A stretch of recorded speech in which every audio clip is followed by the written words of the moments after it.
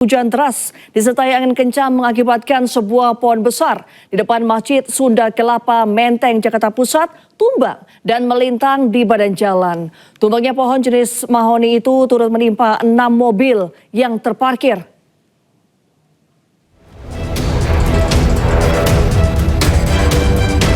Pohon besar jenis mahoni ini tumbang dan melintang di badan jalan Masjid Sunda Kelapa, Menteng, Jakarta Pusat, Jumat sore. Selain menimpa rangkaian kabel udara dan hingga membuat tiang listrik nyaris roboh. Tumbangnya pohon dengan tinggi mencapai 10 meter juga menimpa 6 kendaraan roda 4 yang terparkir. Akibatnya kondisi mobil rusak berat. Pohon tumbang terjadi saat hujan deras disertai angin kencang melanda wilayah Jakarta dan sekitarnya. Hujannya deras sekali sama anginnya kencang. Ini pohon apa, Pak? Pohon beringin. Tiba-tiba tumbang pas angin kencang itu. Tumbang. Kira-kira tingginya berapa? Tingginya kurang lebih ada 10 meteran. Nah, ini nimpa apa aja, Pak? Nimpa mobil tuh ada 6 mobil ketimpa.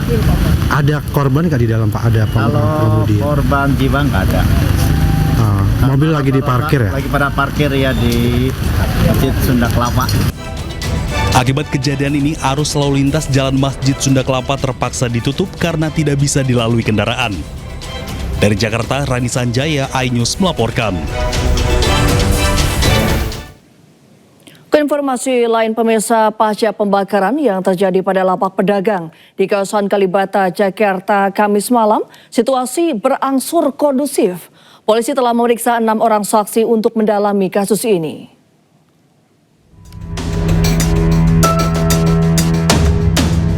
Pasca bentrokan yang terjadi Kamis malam di kawasan Kalibata, Jakarta Selatan, kondisi sudah kembali kondusif. Meski sebelumnya lapak-lapak pedagang di kawasan ini dibakar, saat ini petugas mulai membersihkan sisa-sisa kebakaran akibat bentrok semalam. Hingga kini polisi telah meminta keterangan dari 6 orang saksi terkait insiden ini. Di proses penyelidikan, nanti tunggu saja. Tunggu saja. Kalau minta keterangan saksi, sudah banyak yang kita minta keterangan. Berapa saksi, Pak? Saksi ada 6. Itu dari pihak warga atau Dari pihak warga yang melihat langsung di TKP. Sebelumnya puluhan kios pedagang di kawasan Kalibata, Jakarta Selatan habis terbakar. 9 motor dan 1 unit mobil juga ikut dibakar dalam kerusuhan ini. Aksi anarkis dilakukan sekelompok orang yang diduga sebagai bentuk balas dendam atas tewasnya 2 mata elang alias penagih utang yang dianiaya sekelompok orang di kawasan Kalibata. Tak terima rekannya dianiaya hingga meninggal, rekan-rekan penagih utang ini akhirnya mendatangi kawasan Kalibata dan melampiaskan kemarahan dengan membakar lapak-lapak pedagang. Dari Jakarta, Tim Liputan iNews melaporkan. Pemirsa, usai lawatannya ke Rusia, Presiden Prabowo Subianto mengunjungi pengungsi di posko pengungsian Masjid Besar Al-Abrar, Takengon, Aceh Tengah.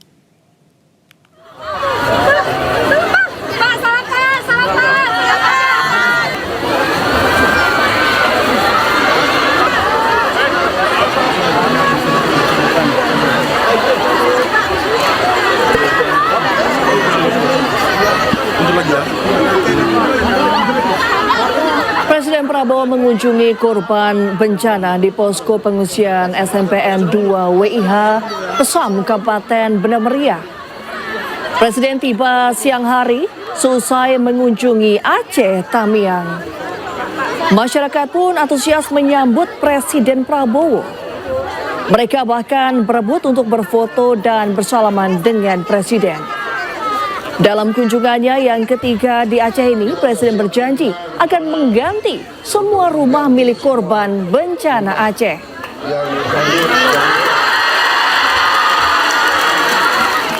Kita sudah siapkan juga rencana untuk mengganti semua rumah yang hanyut. Tapi tentunya kita butuh kesabaran dari bapak-bapak ibu sekalian, karena tidak bisa kita seketika selesai.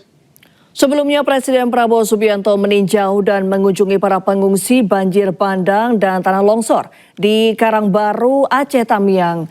Dalam kunjungannya, ia meminta maaf jika sejumlah kebutuhan masyarakat terdampak banjir bandang dan longsor di Kabupaten Aceh Tamiang belum terpenuhi, termasuk ketersediaan listrik.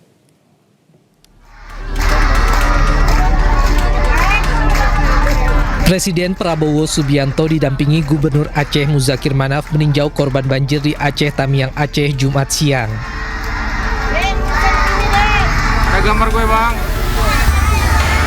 Dalam kesempatan, Presiden juga menyapa korban banjir yang terbaring hingga menyapa anak-anak di pengungsian.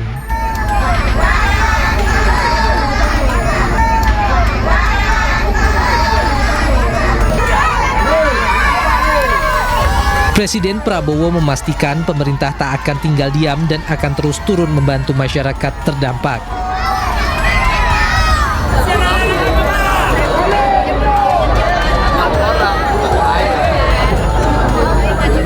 Prabowo juga sempat meminta maaf karena aliran listrik belum sepenuhnya pulih imbas banjir bandang. Saya lihat keadaan, insya Allah bersama-sama kita akan memperbaiki keadaan ini. Pemerintah akan turun, akan membantu semuanya, ya.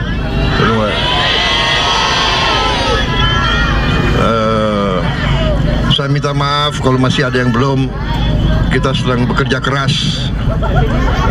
Mungkin listrik yang belum, ya. Sudah mulai? Oh, oke. Iya. Ya, kita berusaha, kita tahu di lapangan sangat sulit, ya. Keadaannya sulit, jadi kita atasi bersama. Selain itu, Presiden Prabowo berharap kondisi di wilayah-wilayah terdampak banjir dan longsor Sumatera lainnya dapat segera pulih. Dari Aceh Tamiang, Aceh, Tim Liputan iNews melaporkan. Ya, untuk menjangkau wilayah terisolir akibat longsor dan banjir bandang di Sumatera Barat, pengiriman bantuan dilakukan menggunakan helikopter. Misi bantuan ditujukan ke wilayah Tanah Datar dan Kabupaten Agam yang hingga kini masih kesulitan akses darat akibat material longsor dan lumpur tebal.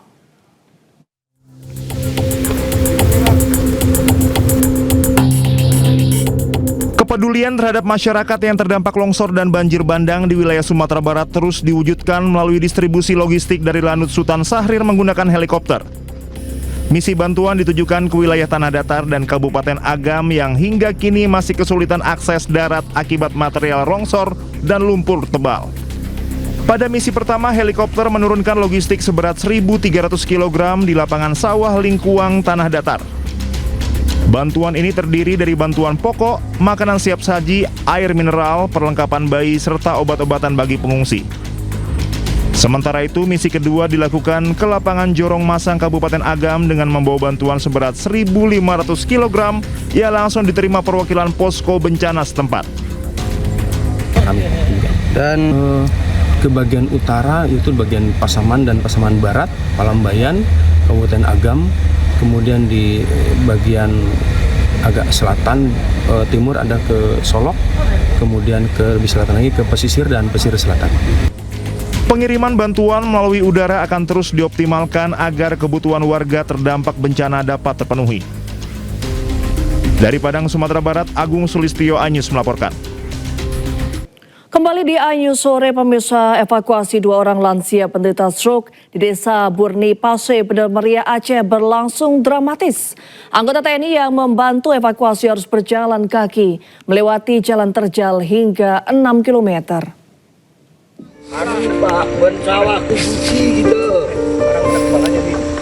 Dua orang lansia berusia 60 dan 65 tahun penderita stroke ini harus digotong secara bergantian oleh anggota TNI. Mereka menjadi korban banjir bandang di Bener Meriah, Aceh yang desanya terisolir. Akibat akses jalan yang lumpuh, kedua lansia ini digotong dengan cara berjalan kaki hingga 6 km menuju ke Puskesmas Buntul yang menjadi fasilitas kesehatan terdekat. Medan terjal dan licin membuat evakuasi hanya bisa dilakukan secara manual tanpa bantuan kendaraan, apalagi alat berat. Jaga air aja, Bang. Setibanya di Puskesmas Buntul, kedua lansia langsung ditangani oleh petugas kesehatan untuk mendapatkan perawatan intensif. Hingga kini anggota TNI di wilayah terdampak banjir bandang terus terjun ke lapangan membantu evakuasi warga terdampak. Dari Bener Meriah, Aceh, Tim Liputan iNews melaporkan. Gubernur Aceh Muzakir Manaf mendalami laporan 80 ton bantuan korban bencana Aceh hilang. Diduga bantuan tersebut tidak tepat sasaran pada proses penyaluran.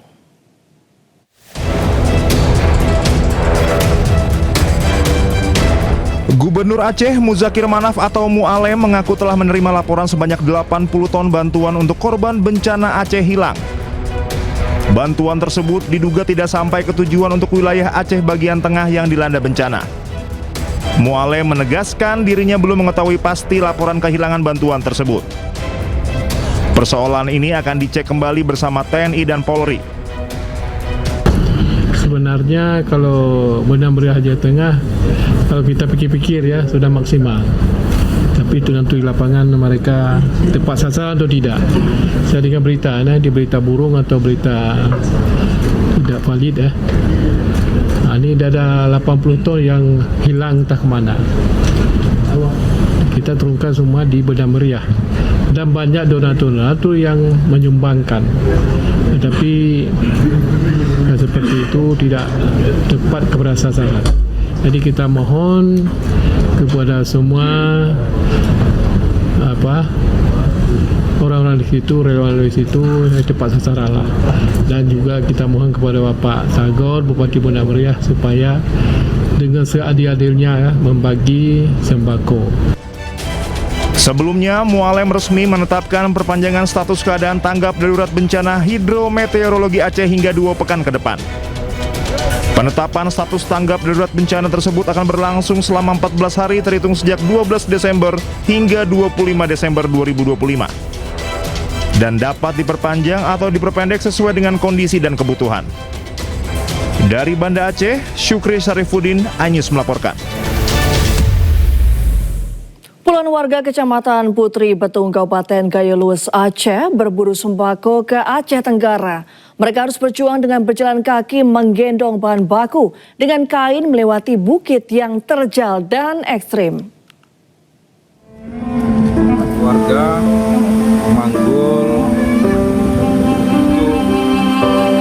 Seperti inilah perjuangan sejumlah warga membawa kebutuhan pokok melintasi bukit yang terjal dan ekstrim menuju desa Rumah Bundar dan Marpungi.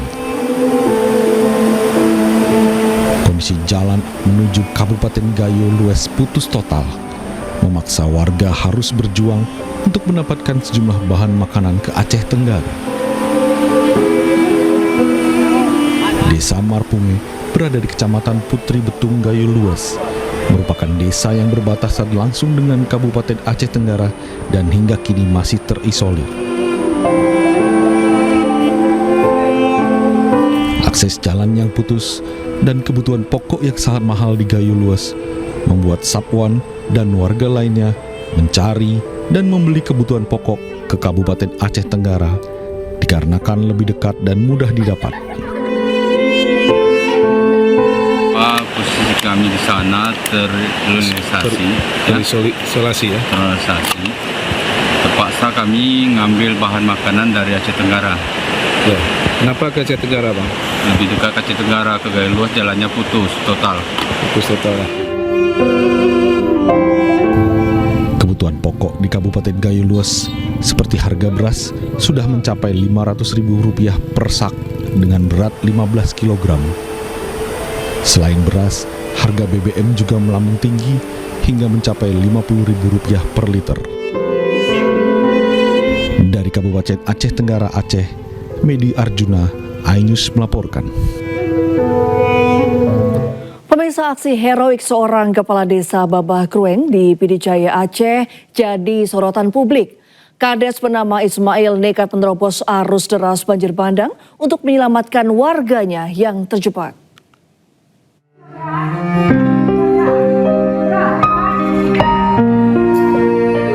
Kepala Desa Babah Krueng di Pidijaya, Aceh nekat menerobos banjir bandang. Hal ini demi menyelamatkan nyawa warganya yang terjebak di tengah derasnya arus banjir yang melanda wilayah Kecamatan Bandar 2. Seakan tak kenal lelah, satu persatu warga yang terjebak banjir di dalam rumah ia evakuasi bermodalkan ban dalam bekas dan tali sebagai jalur pengaman. Masyarakat mengapresiasi aksi heroik sang kepala desa yang bergerak cepat dan benar-benar hadir di garis depan saat warganya membutuhkan pertolongan. Dari Pidijaya Aceh, Jamal Pangwa, iNews melaporkan. Puluhan warga korban banjir bandang di kawasan Batu Busua, Kecamatan Pauh, Kota Padang, nekat turun ke sungai untuk mengalihkan arus batang Kuranji secara manual. Langkah berbahaya ini terpaksa mereka lakukan karena tak ada bantuan alat berat yang diterjunkan ke lokasi.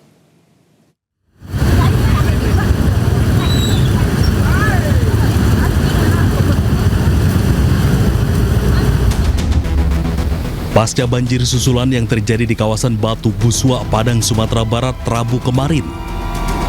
Satu-satunya akses jalan menuju permukiman ambles diterjang luapan sungai Batang Kuranji dan tak lagi bisa dilalui kendaraan.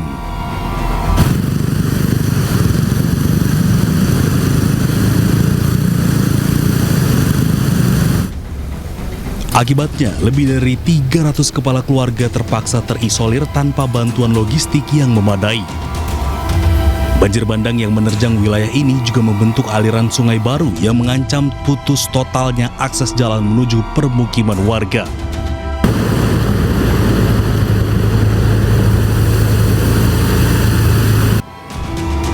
Puluhan warga nekat menerjang derasnya arus sungai untuk mengalihkan aliran secara manual.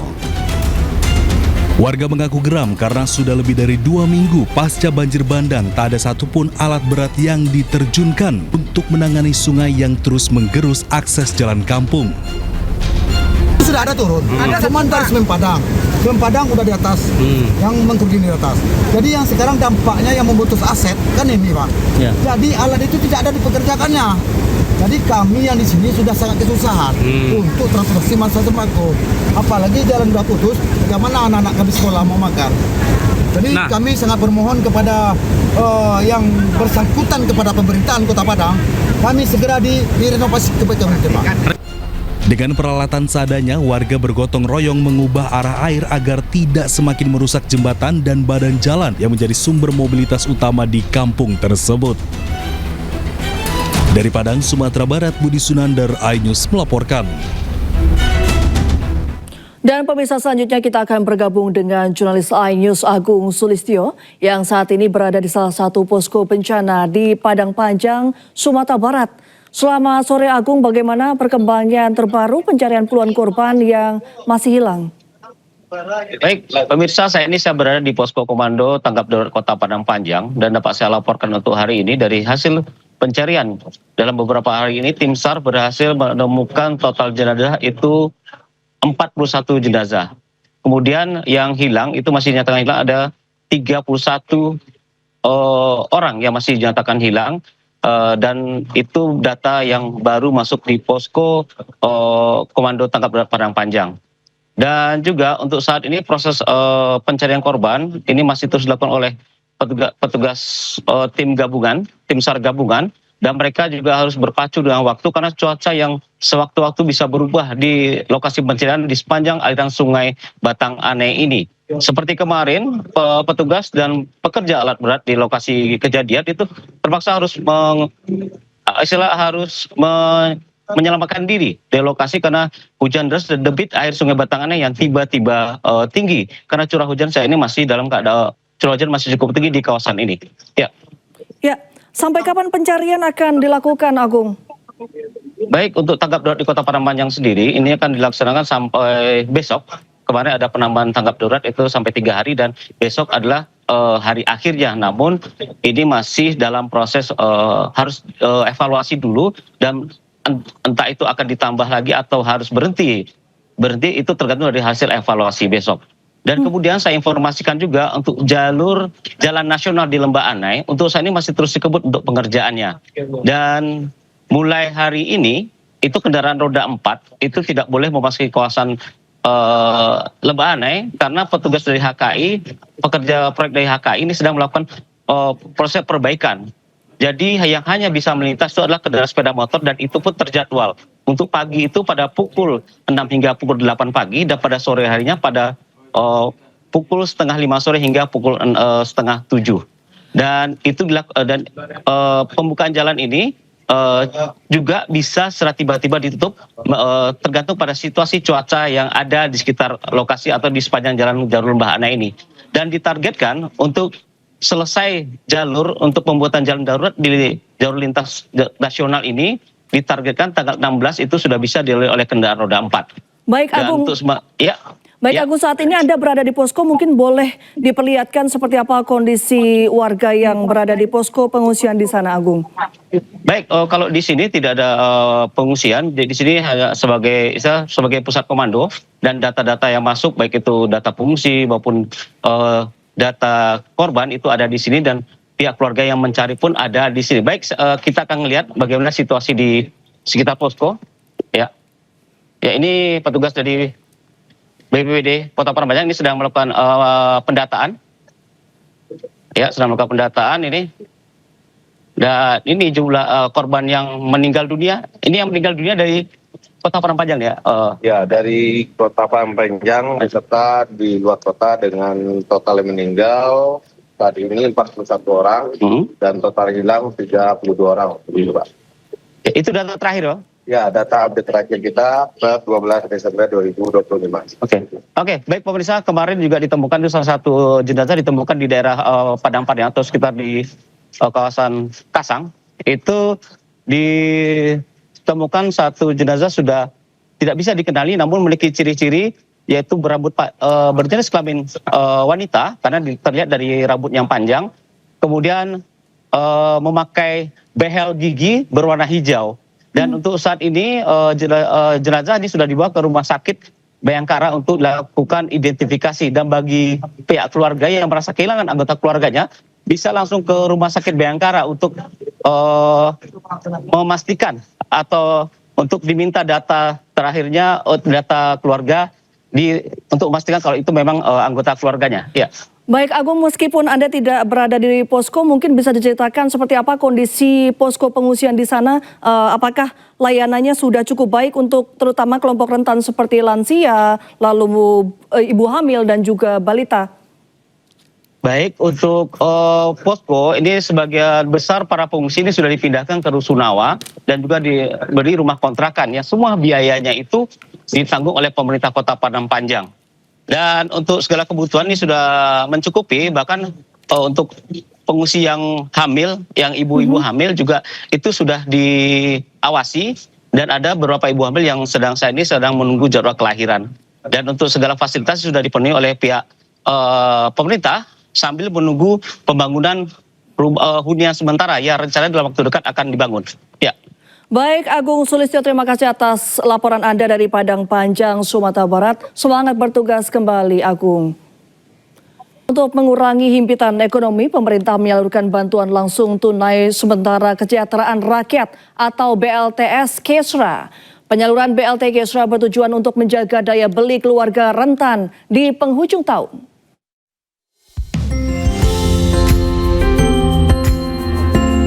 Menteri Sosial Saifullah Yusuf bersama PLT Direktur Utama Pos Indonesia harus meninjau langsung penyaluran bantuan langsung tunai sementara atau BLTS Kesra di kantor Pos Jatinegara, Jakarta Timur. Dalam peninjauan ini, Mensos memastikan penyaluran bansos Rp900.000 tepat sasaran. Pemerintah menyiapkan anggaran sekitar Rp31 triliun untuk 35 juta keluarga penerima manfaat. Mensos berharap penyaluran BLTS Kesra akan rampung pekan kedua atau ketiga bulan ini. Selain itu, Mensos juga mengimbau agar bansos tak dipakai untuk hal-hal di luar kebutuhan. Dengan kerja keras bersama ini, paling tidak di minggu kedua atau ketiga Desember, ya semuanya sudah bisa disalurkan. Ini yang sedang kita kerjakan bersama-sama, dan yang juga penting bahwa proses penyaluran ini sekaligus kita jadikan wahana atau media untuk melakukan verifikasi dan validasi. Sementara di balik proses tertib penyaluran BLTS Kesra di Jakarta, terdapat tantangan dalam penyaluran di daerah bencana dan respon Pos Indonesia di lapangan yang terus berkoordinasi dengan pemerintah daerah. Jadi kami kan melakukan penyaluran ini dengan 3 pola, pengantaran, ya khususnya untuk orang-orang tua yang sakit dan sebagainya, kemudian bayar di kantor pos dan di komunitas. Nah, di Aceh Tamiang ada 9 yang belum beroperasi ya, 9 kantor. Jadi memang ini tantangan tersendiri. Tadi seperti disampaikan Pak Menteri, alasannya memang akses jalan ya, kemudian listrik yang belum ini. Nah karena itu teman-teman kami terus berkoordinasi ya, bagi penerima yang memang kami dapatkan informasinya ada di mana gitu ya, kita coba berkoordinasi dengan pemerintah daerah. BLTS Kesra bukan sekedar program sosial, tetapi bagian dari upaya menjaga stabilitas ekonomi dan sosial menjelang akhir tahun. Dari Jakarta, Tim Liputan iNews melaporkan. Kementerian Komunikasi dan Digital menggelar literasi bertema deteksi cepat scam sebagai upaya pencegahan penipuan di media sosial, e-commerce, dan perbankan. Kegiatan dilakukan untuk mengedukasi tentang bahaya penipuan berbasis digital.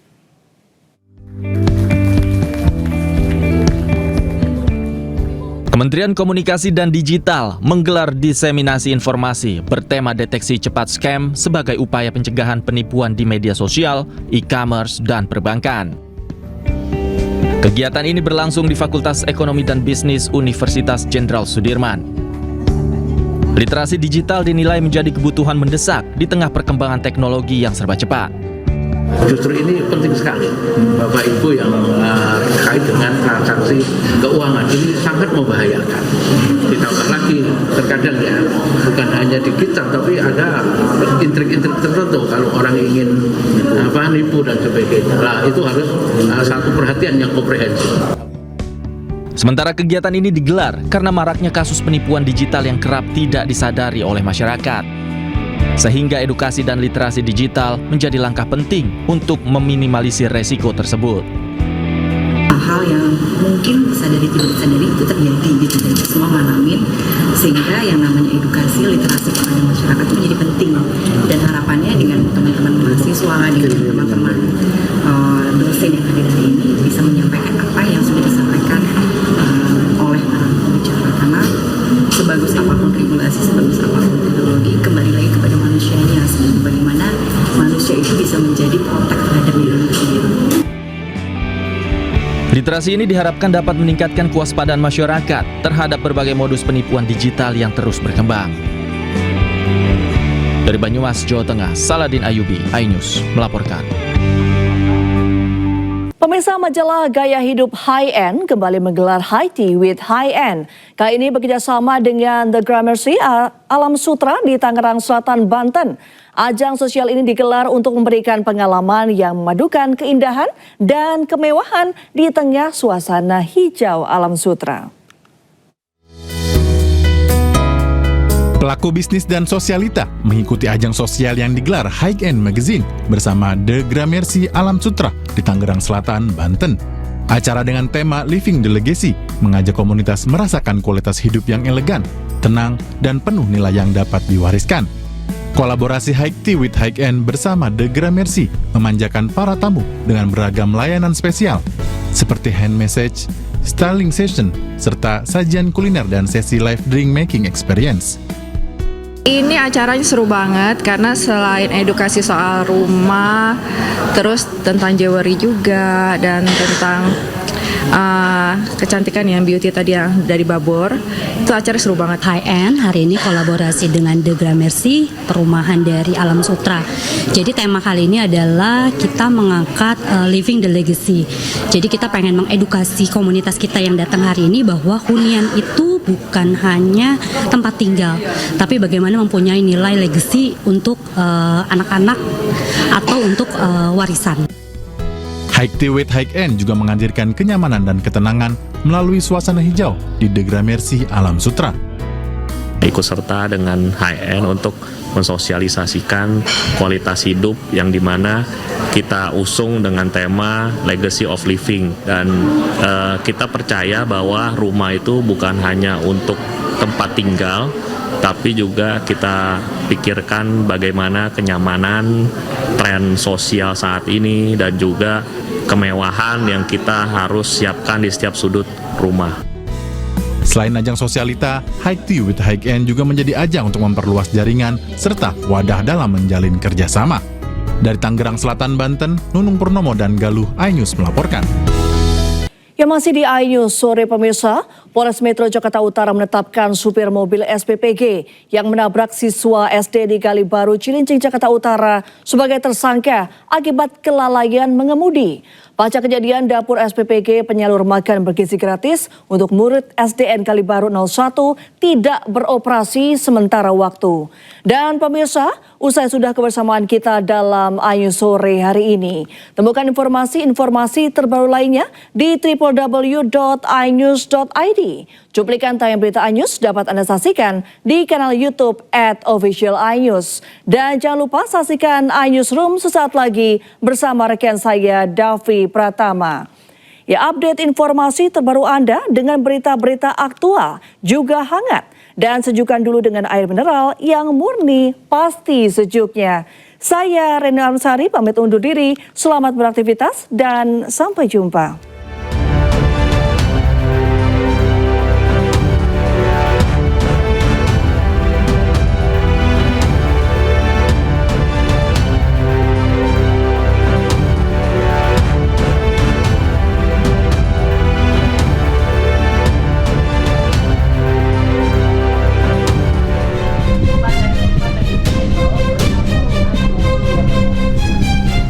Sopir mobil pengantar makan bergizi gratis atau MBG yang menabrak siswa dan guru di SDN Kalibaru 01 pagi Cilincing, Jakarta Utara ditetapkan tersangka oleh polisi akibat kelalaian mengemudikan mobil sehingga mengakibatkan jatuhnya korban.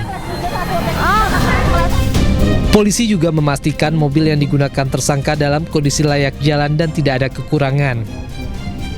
Menyelesaikan rangkaian penyidikan dan pada beberapa waktu yang lalu sudah dilakukan gelar perkara terhadap kasus yang terjadi di SDN 01 Cilincing dengan hasil saudara AI kami tetapkan sebagai tersangka dan kami sudah yakin dengan alat bukti yang kami miliki. Sementara Kepala Badan Gizi Nasional Dadan Hindayana memastikan pihaknya bakal mengevaluasi pemilihan sopir usai insiden mobil SPPG menabrak siswa dan guru di SDN 01 Kalibaru, Cilincing, Jakarta Utara. Dan ini kelihatannya jadi pelajaran bagi kita. Kita akan perketat lagi. Jadi kalau ada 2 armada, memang harus ada 3 sopir yang tetap ya, supaya gantian. Dan ini kelihatannya kita atur kemudian. Masih dalam proses investigasi dan kami serahkan kepada pihak berwajib lah, itu kepolisian. Yang bersangkutan sudah punya SIM dan memang sudah biasa bawa mobil dari tahun 2021.